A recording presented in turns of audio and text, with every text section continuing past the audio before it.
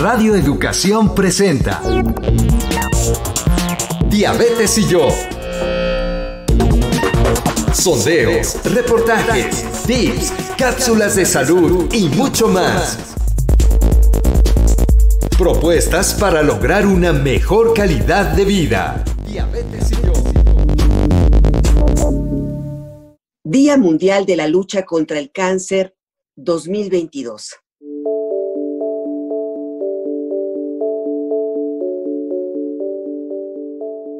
Muchas gracias, amigos, por acompañarnos en este programa Diabetes y yo, propuestas que puedan mejorar nuestra calidad de vida. Con muchísimo gusto siempre les saludamos cada viernes, su servidora Gisela Ayala y su servidora María Eugenia Pulido. Bueno, hoy viernes 4 de febrero, la Unión Internacional para el Control del Cáncer ha lanzado una nueva campaña con duración de 3 años para conmemorar el Día Mundial contra el Cáncer, que reúne a personas, organizaciones y gobiernos de todo el mundo en un gran esfuerzo por crear conciencia y ayudar a que haya más atención, más cuidados del cáncer, que los tratamientos sean más justos, más equitativos. Y hoy tenemos este tema que nos parece fundamental que lo tratemos, pero ya saben, antes de iniciar con nuestra charla el día de hoy, tenemos esta introducción del tema que vamos a tratar hoy.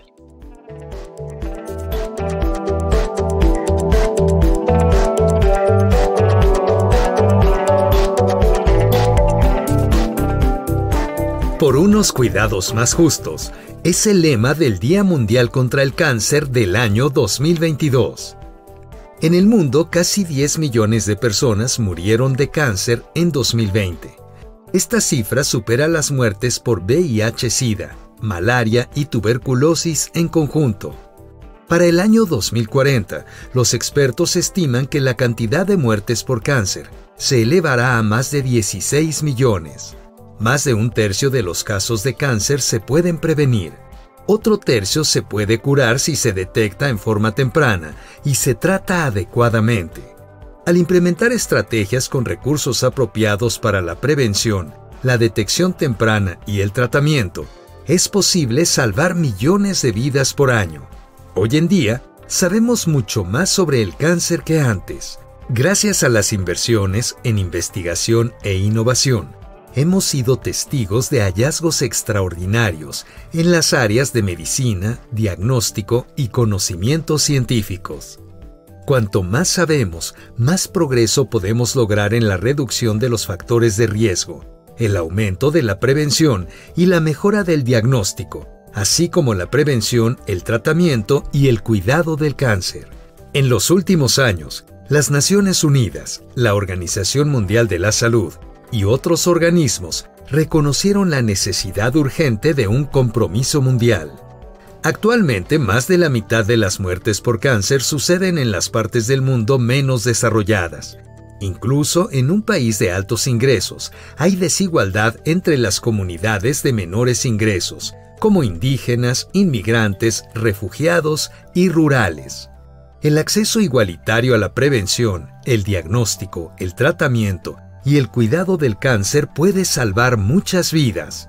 Al aumentar la conciencia y el entendimiento del cáncer, se reduce el miedo, aumentamos la comprensión, destruimos mitos y conceptos erróneos y cambiamos comportamientos. Si desea mayor información sobre este tema, visite la página juntoscontraelcáncer.mx. También puede buscar Juntos contra el Cáncer en Facebook y Twitter. En la página de Juntos contra el Cáncer encontrará un listado de organizaciones de apoyo a pacientes, así como de hospitales a los cuales puede acudir en busca de diagnóstico y tratamiento. También encontrará información sobre los diferentes tipos de cáncer e información básica de esta condición. Quédese con nosotros para escuchar la entrevista de esta tarde.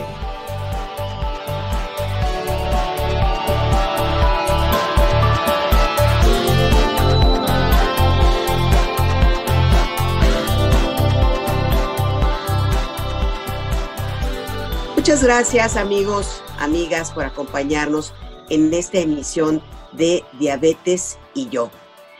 En México durante 2020 se registraron casi 200,000 nuevos casos de cáncer, de los cuales 89,000 fueron hombres y 105,000 fueron mujeres.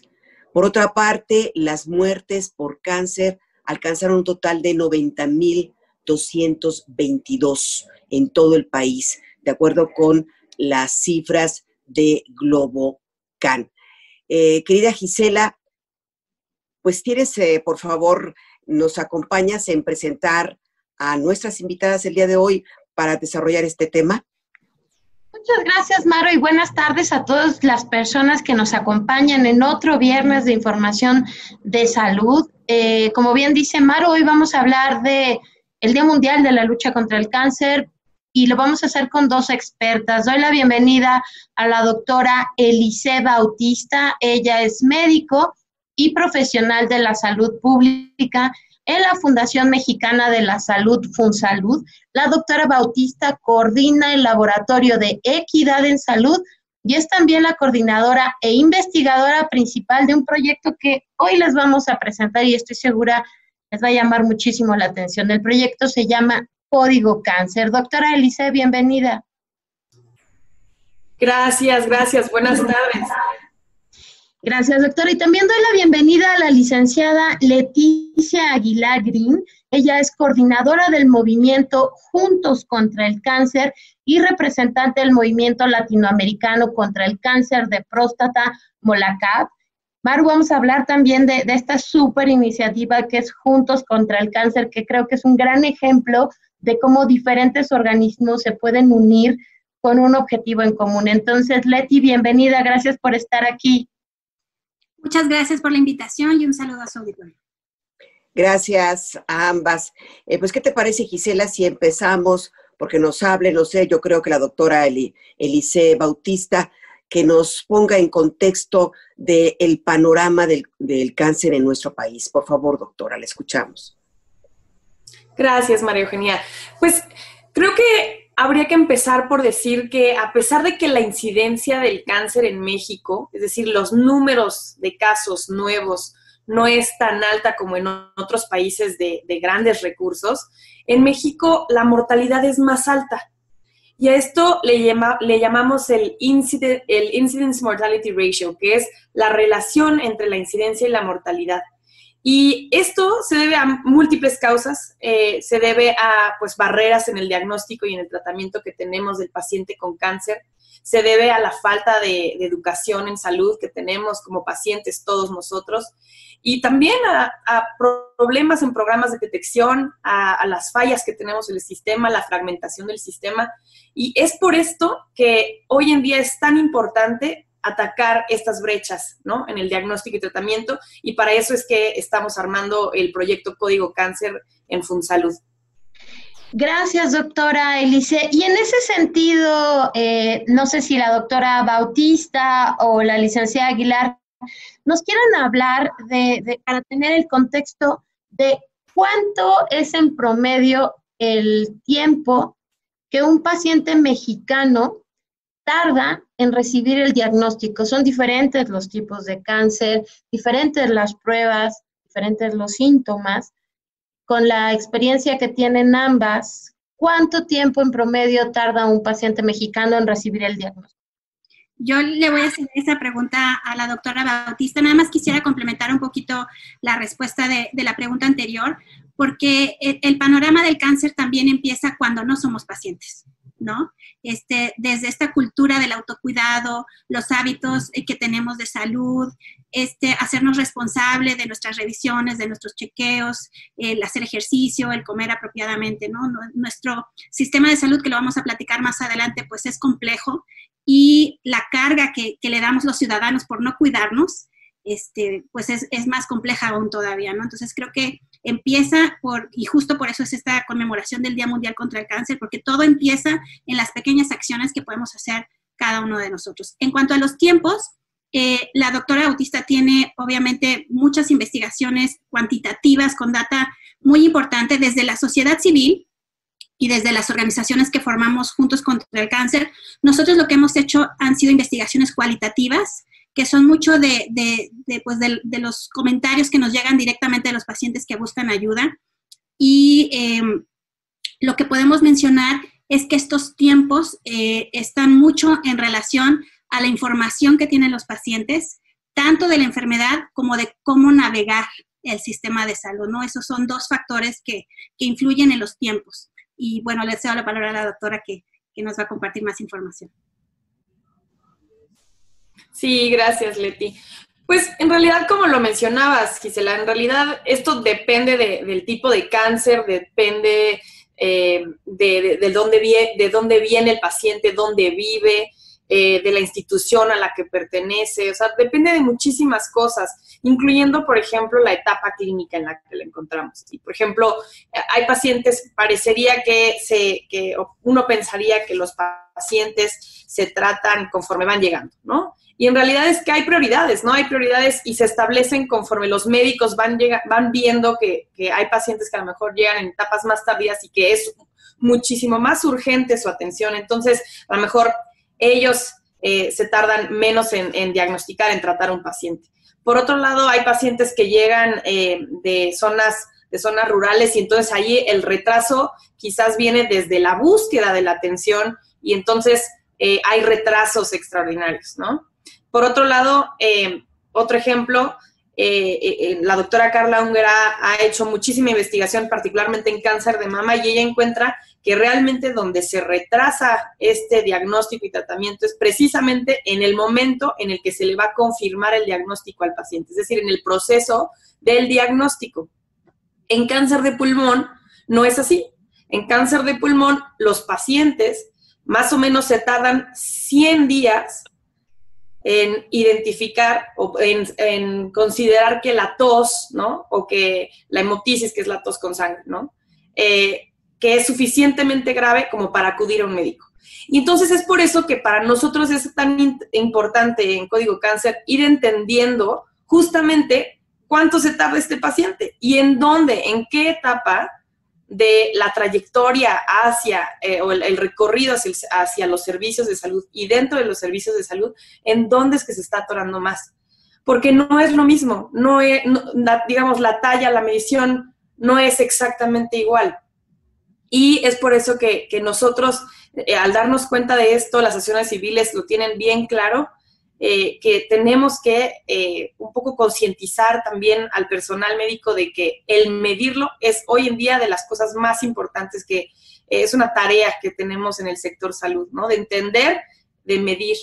Y lo que hacen Leti y sus compañeras y todas las asociaciones civiles en México que están apoyando a los pacientes con cáncer es particularmente dando ese apoyo y ese oído, ¿no? De entender estas barreras y ellas conocen muy bien estas trayectorias y lamentablemente no hay el día de hoy suficiente información para que yo te diga son 82 días en cáncer de pulmón en etapa clínica 2, ¿no?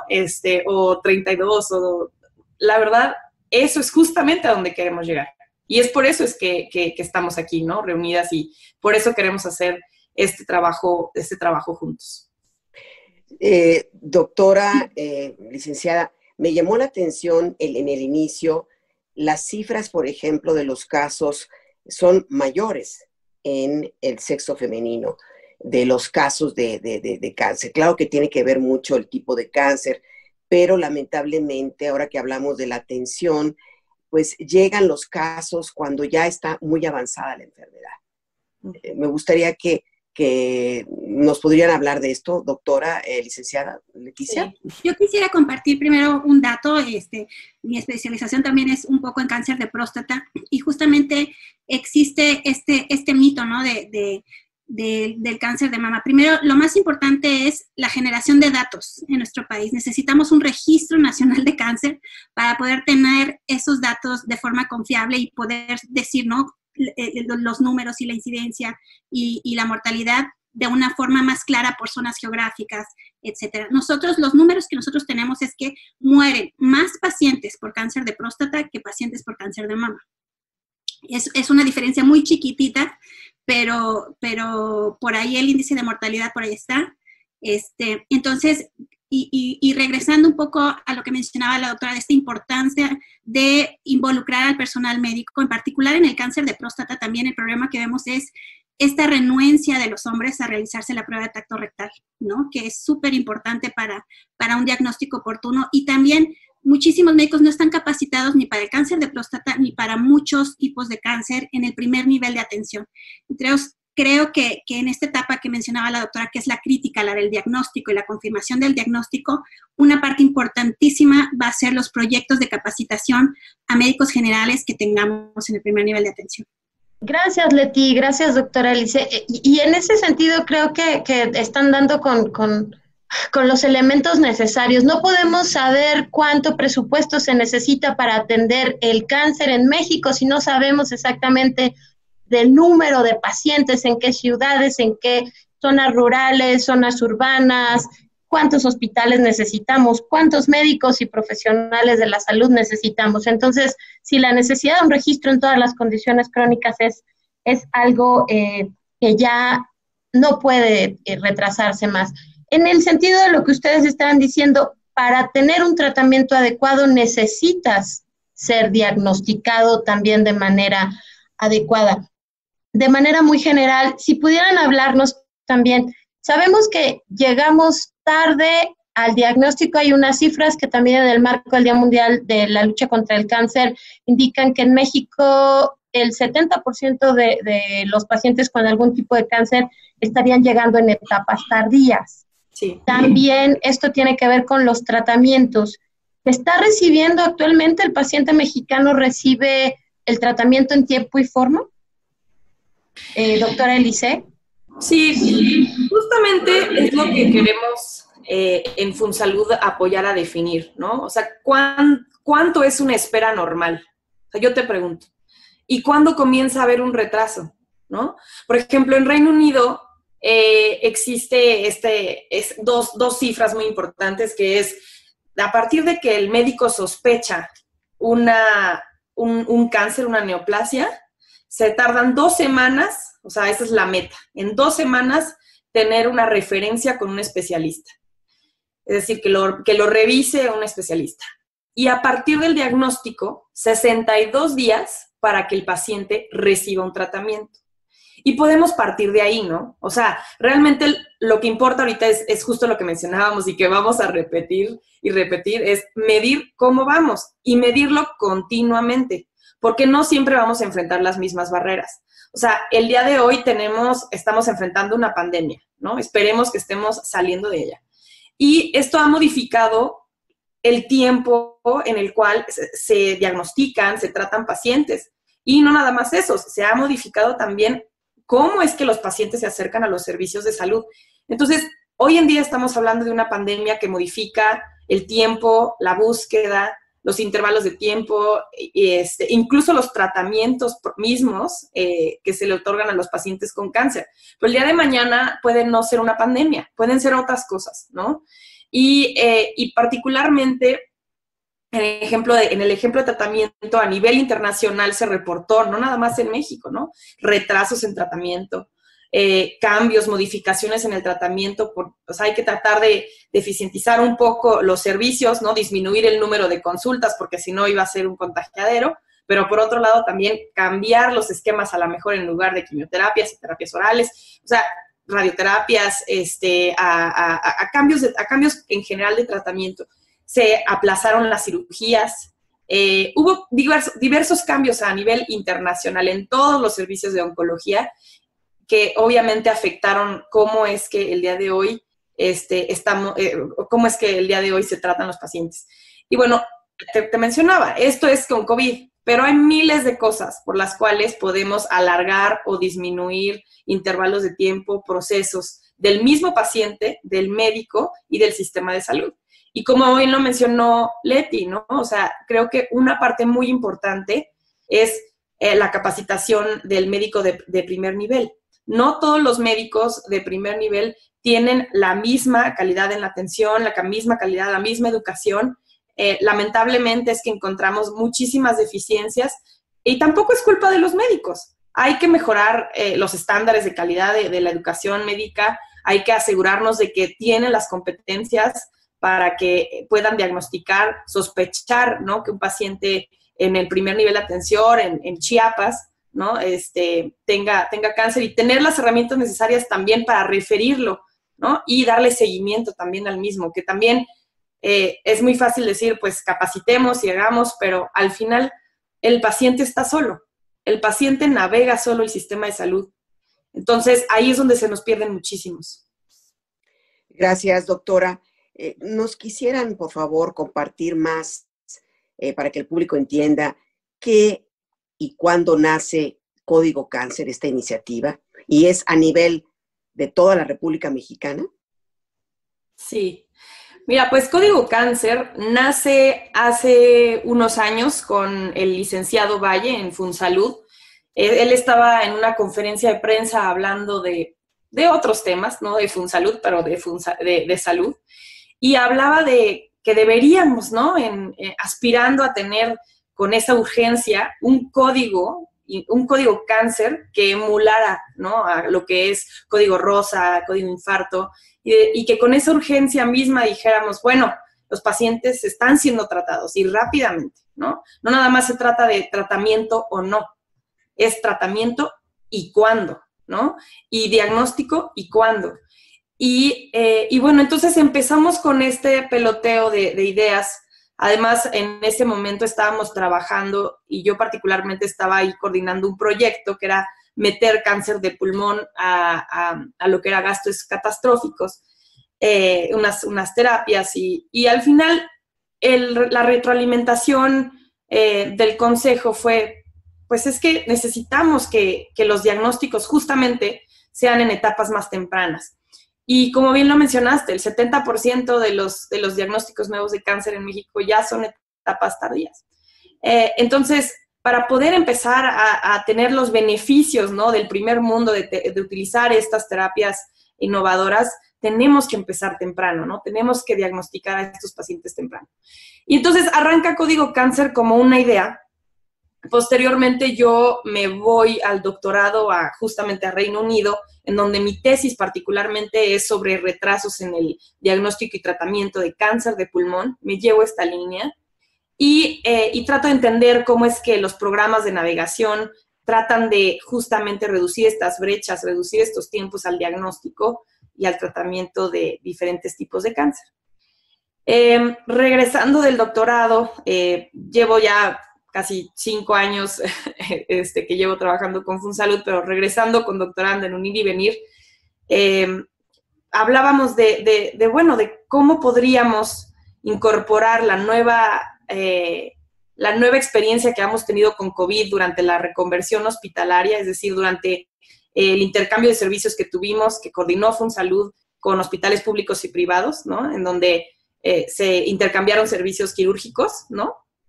Es cómo integramos esta gran experiencia de colaboración público-privada entre diferentes instituciones de salud pública, el IMSS, la Secretaría de Salud, el ISSSTE, la SEDENA, ¿no? Y todos los hospitales privados a nivel nacional, con el diagnóstico que traía yo recién de cáncer de pulmón.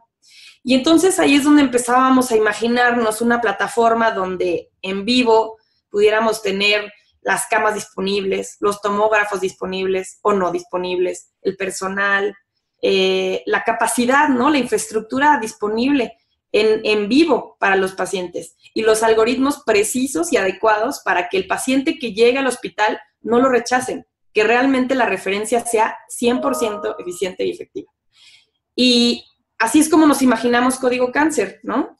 Entonces, como un mecanismo de política pública que genere evidencia y que permita al mismo sistema de salud instrumentar políticas de diagnóstico temprano y tratamiento oportuno, traduciéndose entonces en mayores niveles de calidad de vida, una mayor sobrevida y de menores costos al servicio de salud. Lo visualizamos como algo, un proyecto a mediano, largo plazo, empezando a trabajar desde el 2020, desde el 2020-21, y obviamente a nivel nacional, con representatividad nacional, y siempre enfocados en que, hablando de representatividad, que tengamos y empecemos por quienes más barreras enfrentan, ¿no? En el diagnóstico y en el tratamiento. Doctora Leti, para una persona que nos está escuchando, que tiene un familiar quizá con cáncer o hay alguna preocupación respecto a esta condición, ¿qué es lo que directamente le va a dar código cáncer o le está dando en este momento código cáncer? Porque de pronto cuando hablamos de herramientas de política pública, quizá para el paciente puedan quedar como lejanas en esta conversación tan interesante que estamos teniendo. Por eso me gustaría como que lo aterrizáramos y me ayudan con esto, por favor. Sí, bueno, yo lo que quisiera comentar también es sumar, ¿no? Es esta colaboración que vemos con FunSalud y el movimiento Juntos contra el Cáncer, primero. Me encanta cómo la doctora Elisa ha platicado desde la perspectiva de FunSalud, cómo se involucraron en este tema. Desde el movimiento Juntos contra el Cáncer, todo inició con la señora Mayra Galindo, que es la presidenta de la Asociación Mexicana de Lucha contra el Cáncer, que tenía ella contacto con FEMAMA en Brasil, quienes impulsaron una ley para la atención del cáncer de mama en más o menos 62 días, que se aprobó en Brasil. Entonces, regresó con esta iniciativa y pensó, ¿podríamos hacer esto en México? O sea, ¿cómo le podemos hacer para impulsar una ley, ¿no? Algún marco normativo que obligue a que los pacientes se les atienda de forma oportuna en la detección. Después, investigando un poco, propusimos una meta de los 92 días, que era 30 días hacia el diagnóstico y 60 días hacia el tratamiento. Evidentemente, esta labor legislativa que hemos empezado con algunos contactos y todo, necesitamos la data y la parte de los procedimientos científicos, que obviamente nosotros como organizaciones civiles pues no tenemos. Entonces, con esta colaboración de Código Cáncer, creo que podemos sumar a ambas perspectivas. Todo este trabajo que nos ha comentado la doctora Bautista, esta plataforma, este concepto de la plataforma que ellos están ideando, es justo lo que podría ser que se pudiera implementar una iniciativa legislativa al respecto. Y regresando a tu pregunta sobre los pacientes que nos escuchan, los familiares, podría parecer que la política pública está muy alejada de nosotros hasta que nos topamos con una negativa de una cita, ¿no? Hasta que nos topamos con una negativa de un tratamiento, o justo hoy nos comentaban de un medicamento que hay que hacer un trámite especial en una torre de control porque no está autorizado en el cuadro básico, etcétera. Entonces, hasta que no nos enfrentamos a un obstáculo, es cuando decimos por qué el sistema de salud está como está, ¿no?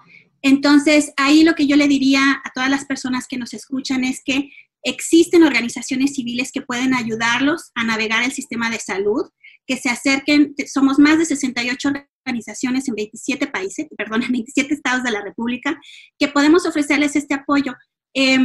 Las consultas con el médico normalmente duran 5 o 10 minutos. No hay espacio a veces para preguntar todo lo que un paciente tiene, dudas, inquietudes, los familiares. Entonces, por eso, apóyense también de las maravillosas trabajadoras sociales que están en los hospitales, que ellas pueden apoyarles a navegar todo este proceso. Y lo más importante también, que nosotros siempre reforzamos, es el conocer nuestros derechos, ¿no? A veces las personas por miedo no dicen nada o aceptan condiciones que creen que son las que pues así nos tocó y así es. Hay que conocer nuestros derechos y buscar la forma de defenderlos. Muchas gracias, Leticia. Pues ahora los queremos invitar a escuchar los consejos de salud, que son una parte de nuestro programa también muy, muy importante. Hay que poner mucha atención y ponerlos en práctica, y retomaremos esta conversación tan interesante el día de hoy. Consejos de salud para una mejor calidad de vida.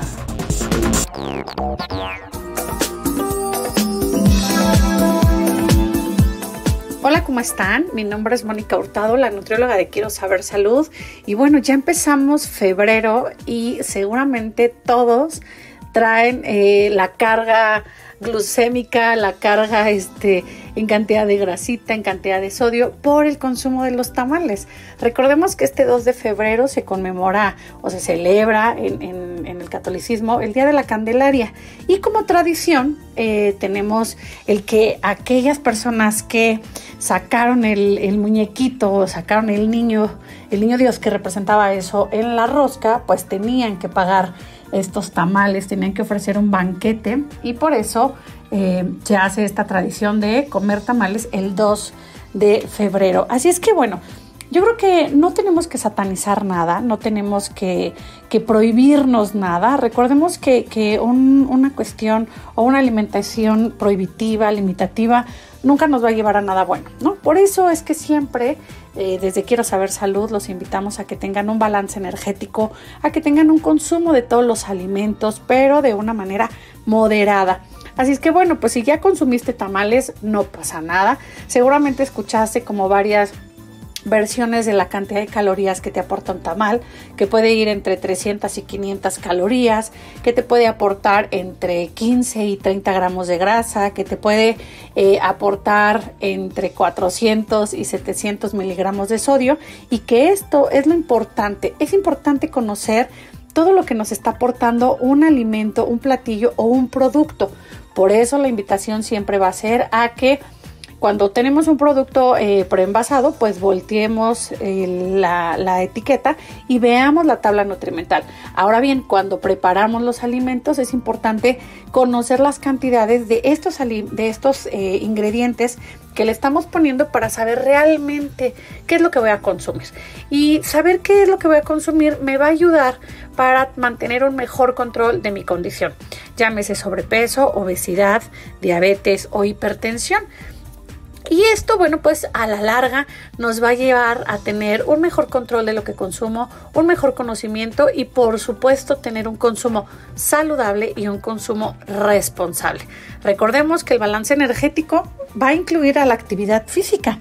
Así es que si tenemos un consumo mayor de alimentos, debo de incrementar la cantidad de ejercicios que debo de realizar. ¿Para qué?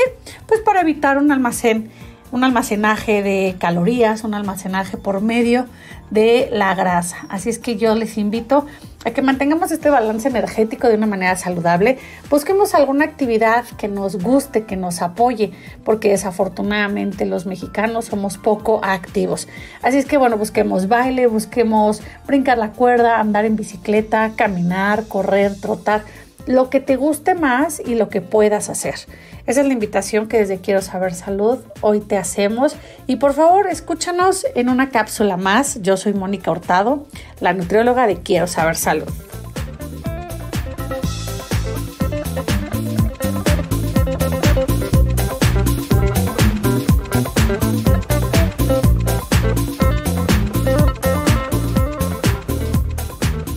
Amigos, vamos a continuar esta tarde hablando del Día Mundial de la Lucha contra el Cáncer, que se celebra cada 4 de febrero y que es una iniciativa a nivel global que une al mundo para dar a conocer el cáncer de una manera positiva, inspiradora.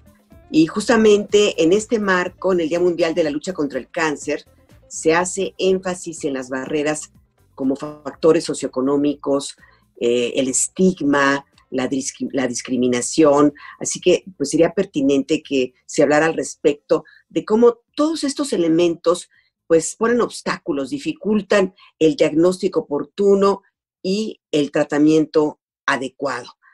Doctora Leticia, por favor, doctora. Sí, muchas gracias.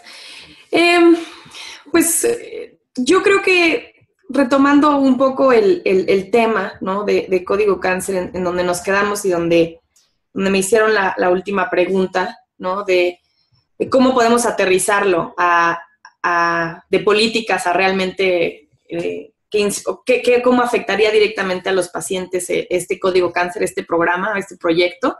Pues precisamente creo que me parece muy atinado porque de repente como que nos quedamos en palabras y no se entiende bien para qué sirve esta cosa, ¿no? Y en particular, pues lo que buscamos es que si el médico toca la puerta el paciente toca la puerta en un hospital, el paciente no sea rechazado, ¿no? El paciente no le digan que no hay tratamiento, que no hay diagnóstico, que el paciente deje de ir y venir y que busque atención en un lado, en otro lado, en otro lado, y que no encuentre la puerta que le va a llevar a un diagnóstico y a una mejor calidad de vida.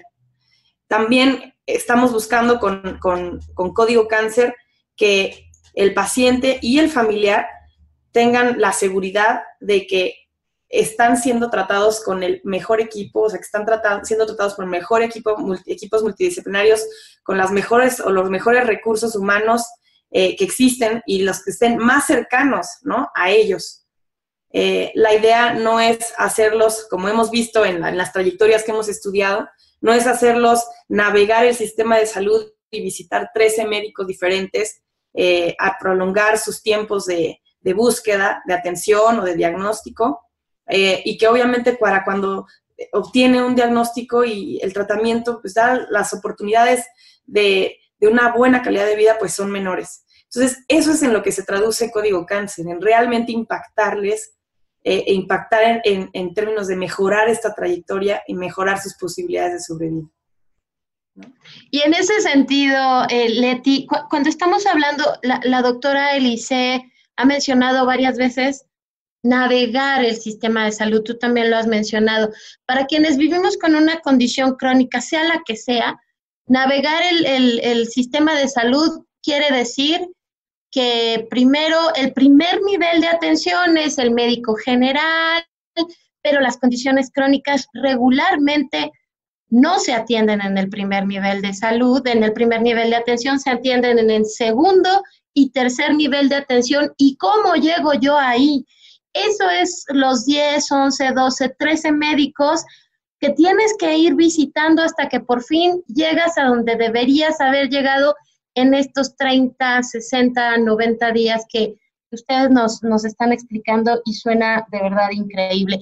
¿Podríamos en ese sentido abundar, Leti, en cómo es posible que nosotros como pacientes que conocemos y exigimos nuestros derechos para ser atendidos con los mejores tratamientos y los equipos de salud más capacitados, como desde la sociedad que aún no requiere un tratamiento y los tomadores de decisión, los gobiernos, podemos estar trabajando juntos para, en el marco del Día Mundial de la Lucha contra el Cáncer, para lograr eso, lo que cualquier mexicano requiere, que es un tratamiento adecuado para cualquier condición que presente?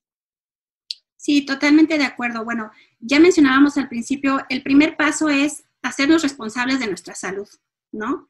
Empezando por ahí, mencionábamos los estilos de vida saludables. La OICC este año tiene una campaña nueva que se llama Por unos cuidados más justos, y lo que pretende es hacer visibles lo que comentaba María Eugenia, estos determinantes sociales que a veces influyen en la calidad de la atención que recibimos, ¿no? Entonces puede ser por género, por la edad, por vivir en zonas rurales o urbanas. Lo primero que necesitamos entender es que no se trata de darles a todos lo mismo, sino de darle a cada paciente lo que necesita.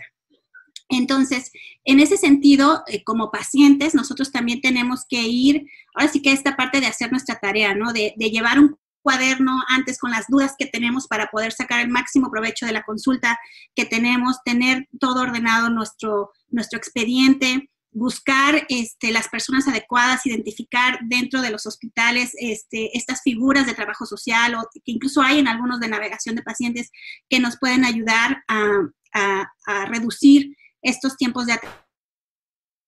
De la sociedad civil en particular también, lo que hacemos es tratar de incidir en política pública, ¿no? Entonces, empezar a que este concepto no suene tan extraño y como decías tú, aterrizarlo a los pacientes y también a los que vienen detrás de los que ya son hoy pacientes, ¿no? También por los que van a tener la enfermedad en algún momento. Y hay un tema muy importante que no hemos tratado, que es qué pasa después del tratamiento, la rehabilitación, ¿no? En el cáncer de próstata, por ejemplo, es muy, muy, muy importante. Hay efectos secundarios que son de impacto para los hombres después de sus tratamientos, que tienen que ver, por ejemplo, con incontinencia urinaria, con la disfunción eréctil, ¿no? Y hacíamos este ejemplo de cómo en el cáncer de mama sí estaba considerada la reconstrucción mamaria, por ejemplo, para las mujeres, para después del tratamiento, y para los hombres nos hace falta todavía ir hacia allá. Platicábamos también con pacientes de cáncer testicular, que en particular le da a hombres jóvenes,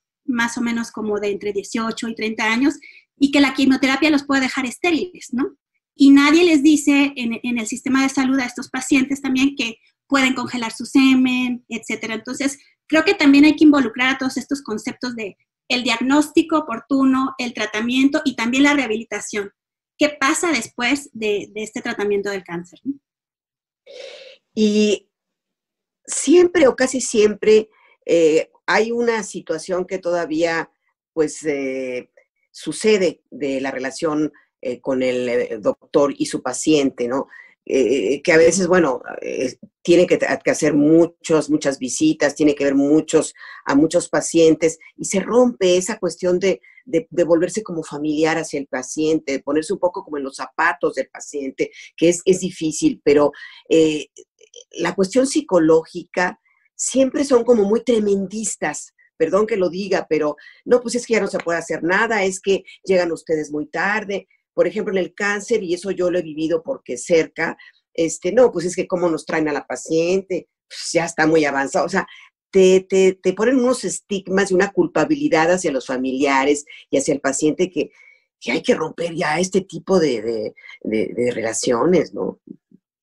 Sí, definitivamente creo que hay, y personalmente, y esta es mi opinión personal, como médico, ¿no? Yo creo que tenemos muy poca capacitación sobre cómo mandar el mensaje de manera adecuada y que no afecte al familiar o al paciente, ¿no? Al momento de darle una mala noticia o al momento de recibirlos. Yo creo que tienes toda la razón, ¿no? Yo creo que siempre hay un médico que pues dice las cosas muy abruptas, ¿no? Que no tiene a lo mejor esa empatía.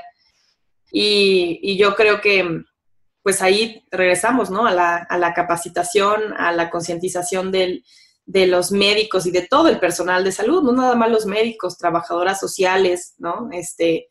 También enfermeras, camilleros, todos, absolutamente todos. Y de hecho, en Código Cáncer, justamente pensamos que empezar a concientizar a todo este personal de salud de la importancia de todos tener en la mente el tiempo es oro, ¿no? A la trabajadora, al personal de seguridad que está en la puerta, ¿no? El tiempo es oro, ¿no? Y que tú ayudes a que vaya más rápido, aunque sea de aquí a la puerta siguiente, el tiempo es oro. Entonces, ahí lo que buscaremos hacer es también capacitar a todo este personal y concientizarlos, ¿no? En que estamos hablando con personas que tienen esta gran necesidad de que las cosas sean rápidas y bien hechas, ¿no? Y con empatía. Sí, y yo quisiera, si me lo permiten, hacerles una invitación aprovechando este tema. El viernes, desde las actividades que estamos haciendo en Juntos contra el Cáncer, vamos a tener una mesa de discusión que justo se llama Humanización en la atención del cáncer en Latinoamérica. Va a ser una mesa con expertos regionales en donde vamos a hablar cómo podemos generar, justo esto que mencionaba la doctora, mayor empatía en todos los procesos de atención del cáncer y sobre todo transitar hacia sistemas de salud centrados en el paciente, en justo considerando esta experiencia que vive el paciente en nuestros sistemas de salud.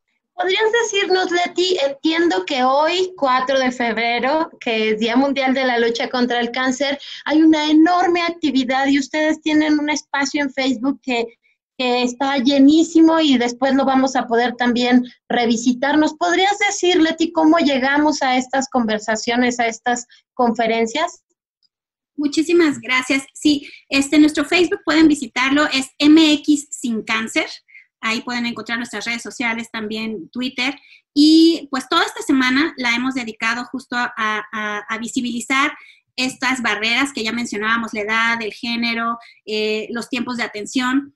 Y vamos a concluir el día de hoy, cerramos con este conversatorio que les menciono. Todas estas pláticas quedan grabadas en nuestro Facebook. También vamos a tener en el sitio web material adicional. Vamos a subir las presentaciones, vamos a estar mandando mensajes también y con el hashtag Todos por Mejores Cuidados, ese hashtag y Cuidados Más Justos, vamos a estar utilizando estos dos hashtags en todas nuestras comunicaciones en redes sociales.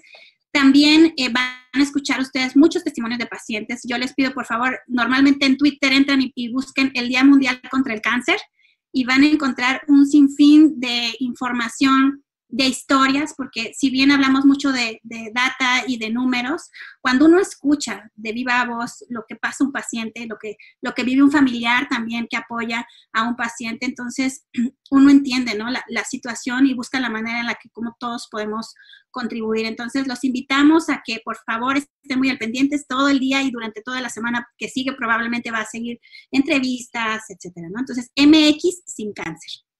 Muchas gracias, Leti. Es muy importante toda esta información que nos estás dando.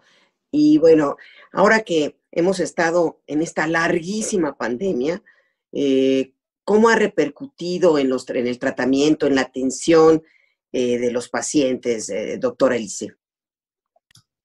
Y creo que lo estábamos platicando previamente, ¿no? De realmente la pandemia modificó pues hasta el mismo estudio de los retrasos. O sea, los pacientes, hubo hospitales, por ejemplo el INER, que dejó de recibir pacientes oncológicos, ¿no? De particularmente cáncer de pulmón, los manda al INCAN. Entonces, para empezar, referencias, ¿no? Números de pacientes. Los pacientes que obviamente con muchísimo miedo no querían ni tocar la acera, ¿no? De afuera del hospital. Entonces, pues por ahí la búsqueda de la atención también se modifica. Creo que pues absolutamente todo, ¿no? El médico, la vida del médico, los tratamientos, el diagnóstico se retrasa, las citas se prolongan, todo cambió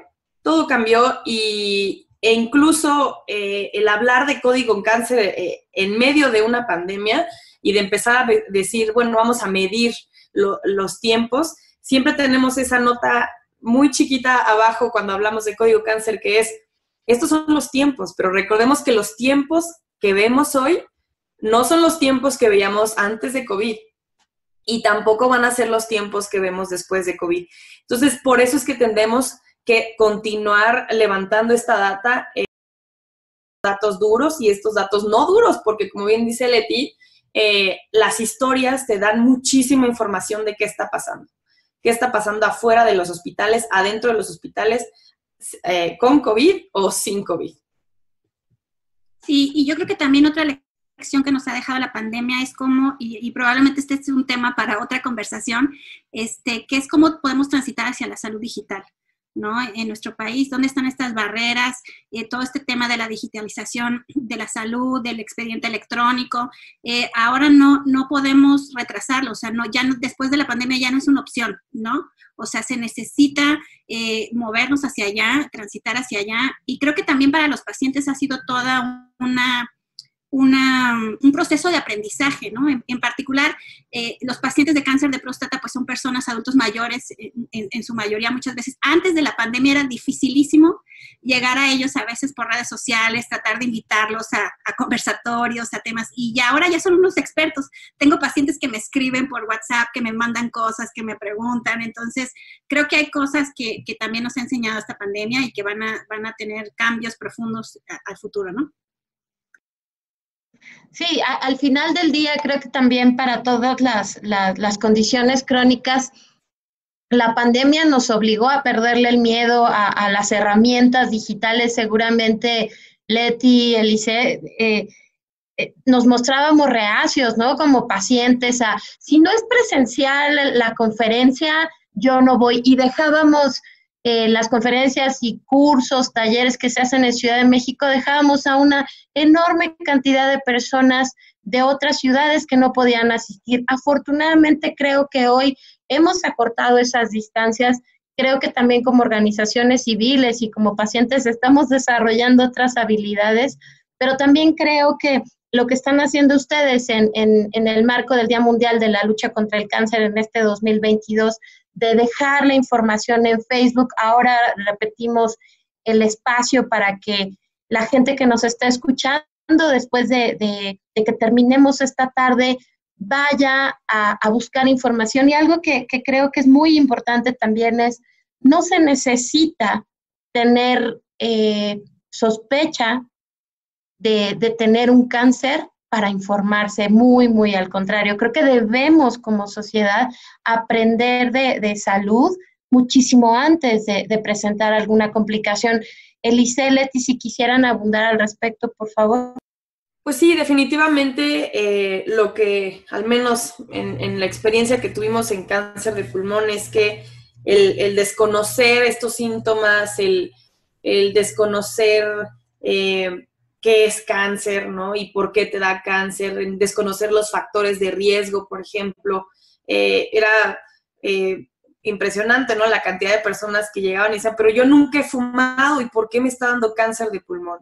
¿No? Y entonces ahí es donde la desinformación pues, y la falta de información pues tienen un rol muy importante, y definitivamente creo que la sociedad civil, los pacientes, ¿no? Los familiares, tenemos una gran tarea, ¿no? Y como pacientes también, como mencionaba Leti, traer tu libretita cuando tengas dudas, informarte previo a conocer los factores de riesgo, ¿no?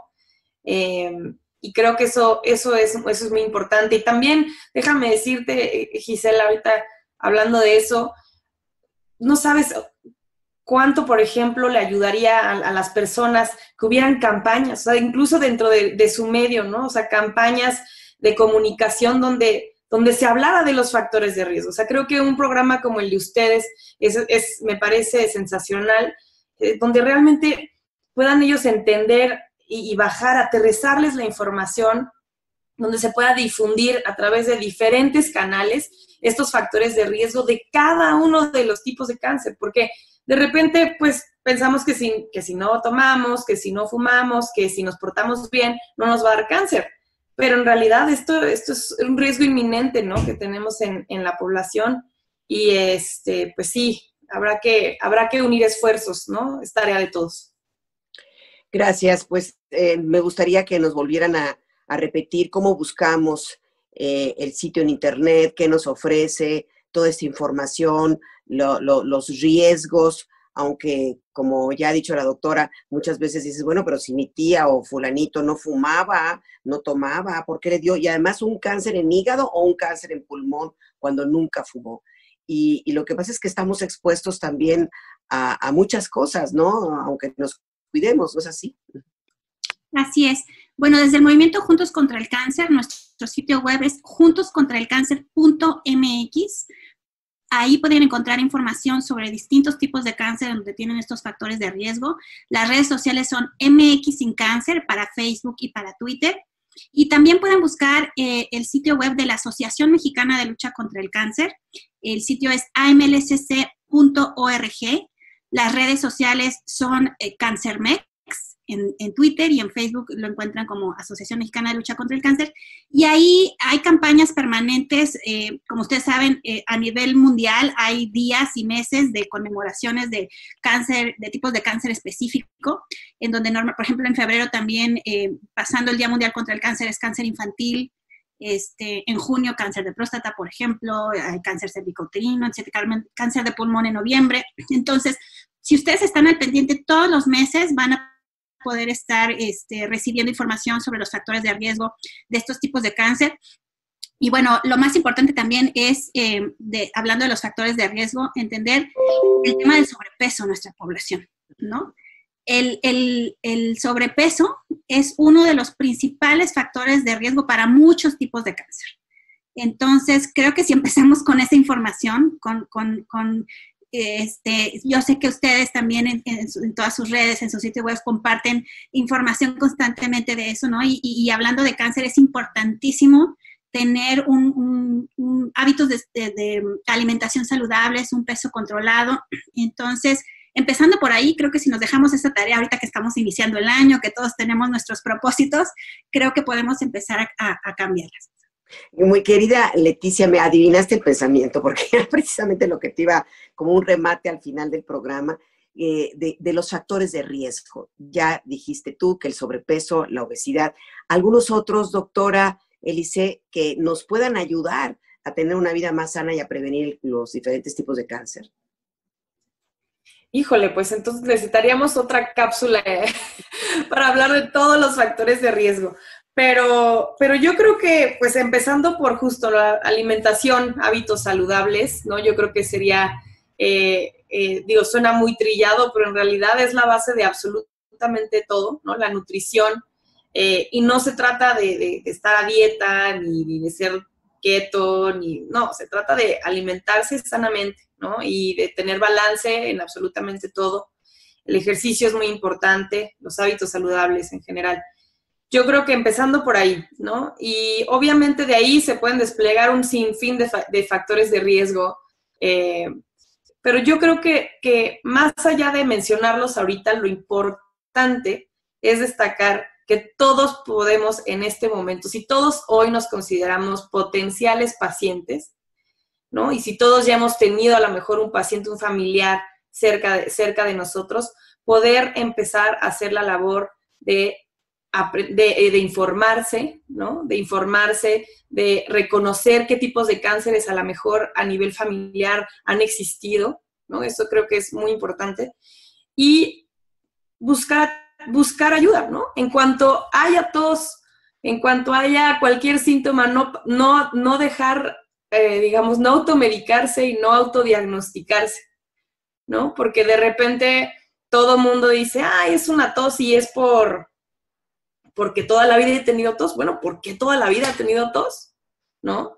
Entonces, no dejar los síntomas de lado, y esto es particularmente para los hombres, porque los hombres tienen síntomas y los aminora, ¿no? Entonces, por ahí es siempre hacer la labor de familiar de, oye, papá, esto no va bien, ¿no? Te escucho, o sea, esa sospecha no hay que dejarla ir, ¿no? Hay que tenerla en mente, las sospechas de cuando un familiar está algo mal, hay que apoyarlos a tomar ese gran paso de buscar atención, y eso va a ser totalmente la diferencia.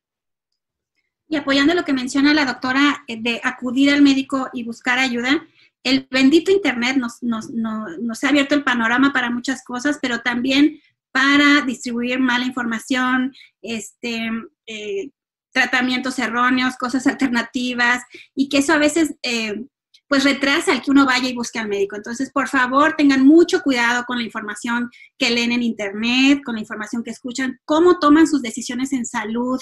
Es muy importante, siempre tómenla de la mano de expertos. No está bien las recomendaciones del amigo, del familiar, del vecino, de lo que leímos en un artículo de Internet. Entonces, creo que también eso es muy, muy importante, ¿no? Como dice la doctora, acudan al médico. Bueno, pues creo que ha sido un programa muy fructífero. Muchísimas gracias. Queremos agradecer la presencia de la doctora Elise Bautista, médico y profesional de salud pública, y que actualmente coordina e investiga, es investigadora principal del proyecto Código Cáncer. Muchas gracias. Gracias por pues estarnos acompañando. Muchas gracias. Y también damos las gracias a la licenciada Leticia Aguiar Green, coordinadora del movimiento Juntos contra el Cáncer y representante del movimiento latinoamericano contra el cáncer de próstata, MOLACAP son las siglas. Gracias a ambas por acompañarnos en este programa. Gisela, pues nos vamos. Queremos, como siempre, agradecer a todos nuestros radioescuchas que siempre están muy pendientes de cada emisión de este programa, que ya tiene más de 10 años al aire. Y bueno, pues vamos con un tema para el siguiente viernes, seguramente muy importante para todas y para todos. Participamos en este espacio, en este programa, Mario Ledesma, Oscar Guerra, Nacho Casas, Brisa Sánchez, Gisela Ayala y María Eugenia Pulido. Muchas gracias por su atención. Radio Educación presentó Diabetes y yo. Sondeos, reportajes, tips, cápsulas de salud y mucho más. Propuestas para lograr una mejor calidad de vida. Diabetes y yo.